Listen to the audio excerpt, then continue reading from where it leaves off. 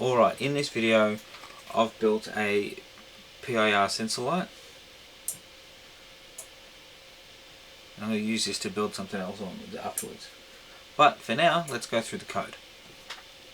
Right, so we've got two pins, 13, 31. So I'll put the relay that you can hear kicking in hopefully on the 13. So that's probably not a good one to use, but I like using it.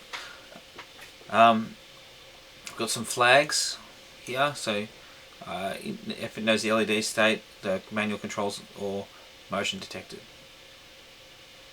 Then we have the serial begins, set up the pins, and print that it's pretty much ready to go.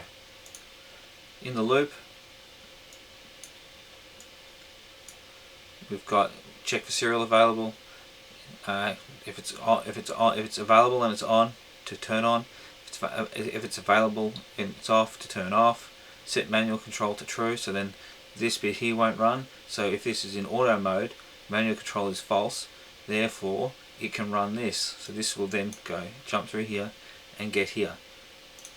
Alright, so this is just turns it high or low based on the PIR sensor.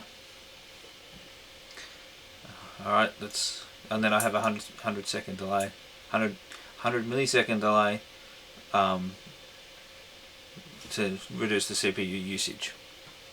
Alright, so you can see it's on, off, on, off. It's not case sensitive. Auto. Yep. So let's show you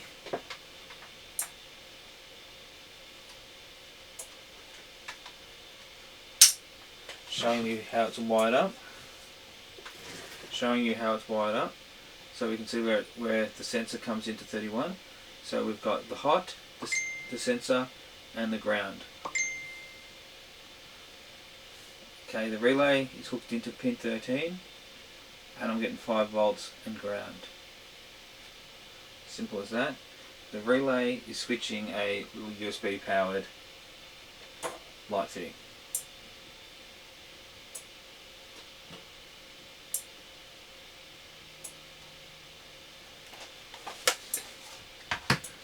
Alright, so if this video helped you at all, consider subscribing. I'm trying to get to 10,000 by the end of the year. So every single one counts. The code and everything to do with this project is in my GitHub. I'll put a link in the description to get to it. Alright,